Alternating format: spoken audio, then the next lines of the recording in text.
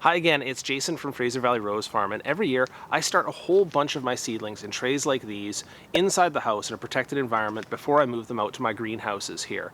But if you're new to starting seeds indoors, you should know that there are 3 distinct stages to their growth, each requiring their own environmental conditions. I'm going to put up a chart right now which will in fact spoil the whole video, but I'll go through it step by step just so you know what I mean by each of these entries.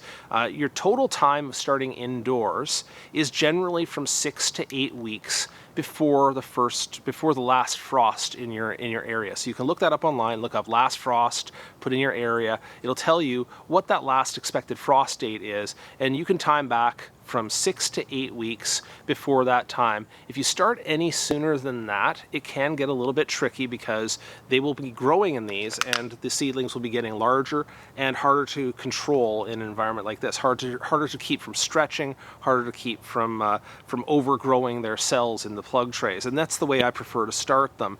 So 6 to 8 weeks is the time to begin. Now these 3 distinct stages I'm going to talk about. The first one is germination. The second one I'm talking about is early development. And the third one is hardening off, and all 3 are necessary. As you can see by the chart, it starts out with high temperatures and high humidity and not too much air movement, and as you move through the stages, you lower that temperature, you lower that humidity, and you increase the air movement to match what the seedlings can expect outside.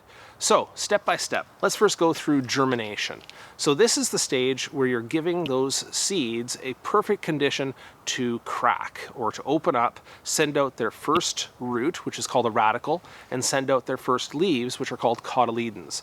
Those first leaves may not look like the eventual leaves of the plant. They're generally quite simple and quite round, and then the second set of leaves, or the first true leaves that come out, generally look like the plant that you were trying to grow.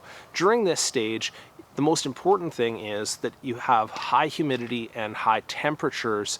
Light isn't so important, air movement is minimal, watering none, you're just relying on the moisture. In fact, it is important not to be too wet in this stage. You just try to be moist and humid and give the seedlings enough moisture to pull from their environment, but not so much that they will begin to rot. And there is no fertilizer required in this stage. As for timing, typically, and this depends on temperature a little bit and also on the type of seed, typically it can take from 10 days to 2 weeks on average for your seeds to come out of, to come into growth.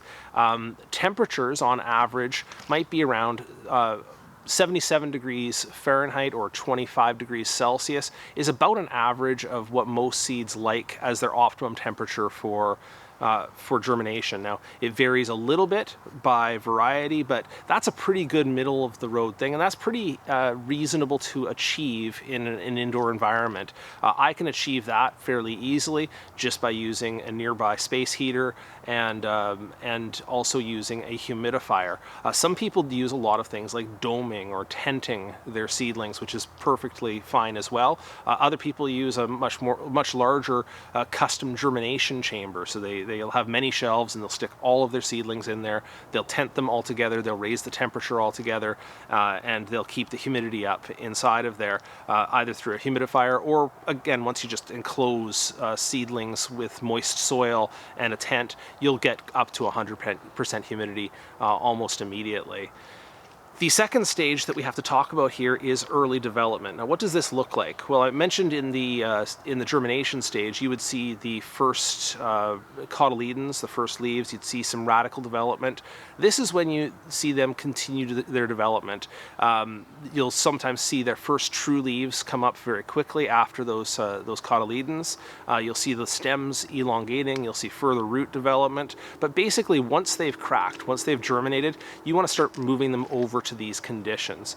You'll be leaving them in these conditions for up to 4 weeks, and you want to drop that temperature right away. If you don't drop the temperature right away and the humidity right away, you'll see those seedlings begin to stretch almost immediately. They'll go a bit yellow, they'll start stretching towards the light.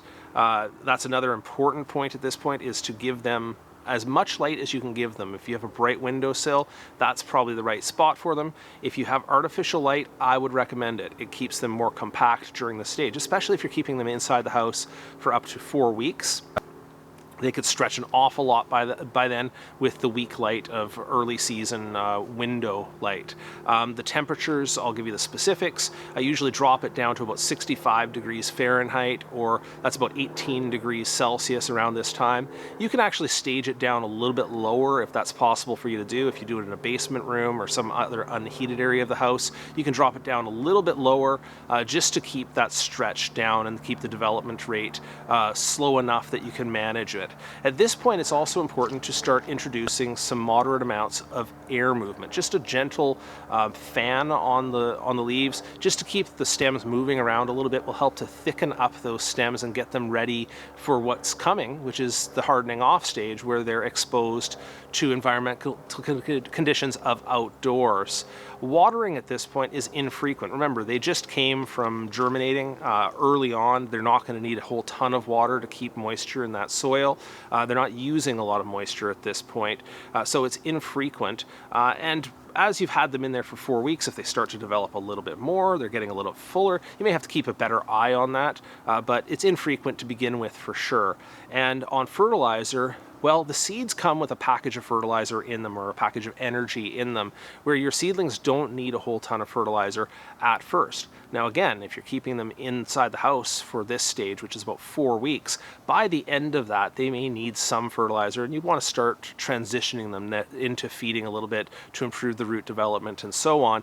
So I would say at this stage, it's none at first, but as you get towards the end of that 4 weeks, you might be introducing fertilizer at a quarter strength or half strength. If you're using a liquid feed fertilizer, they'll usually have those the full strength listed on the side of the package, and then you can just dilute that by half or by 3/4 to get the right strength for new seedlings.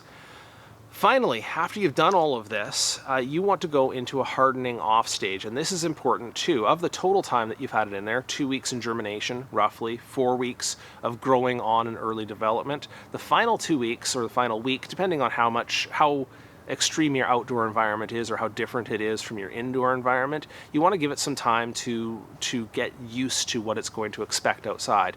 It would be a real shame to grow your plants for 6 or 7 weeks, put them outside, and then have them all keel over, which is not an exaggeration, or burn off their leaves because you put them out too quickly and they weren't accustomed to those temperatures or air movement or low humidity.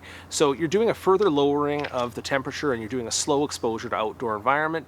This takes 1 to 2 weeks, and usually the temperatures I'm targeting at this point indoors, if I can manage it, if I'm for the daytime or for the nighttime when I'm keeping them inside, if I can keep it down low, like in the range of 54 degrees Fahrenheit or 12 degrees Celsius, that's kind of ideal.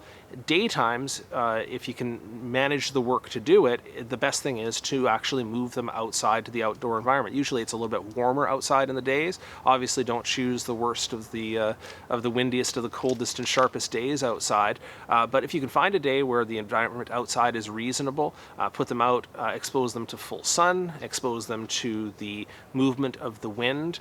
At this stage, watering and fertilizer, you're trying to move them more towards what you would treat a regular plant and water as needed. At this point, they have been inside for 4 weeks, and so they've grown up quite a bit.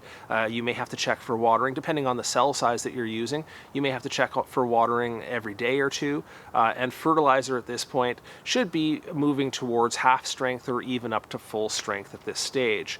Now, after you've done your germination, after you've done your early development, after you've done your hardening off, you move them outside, you're going to be using them for either putting directly into the garden, or you're transplanting them into pots for further growth. So your job is done for the early seedling development. At that point, it's kind of the stage of growing on, and I have another video that talks about growing on plants in pots if you're interested in that one.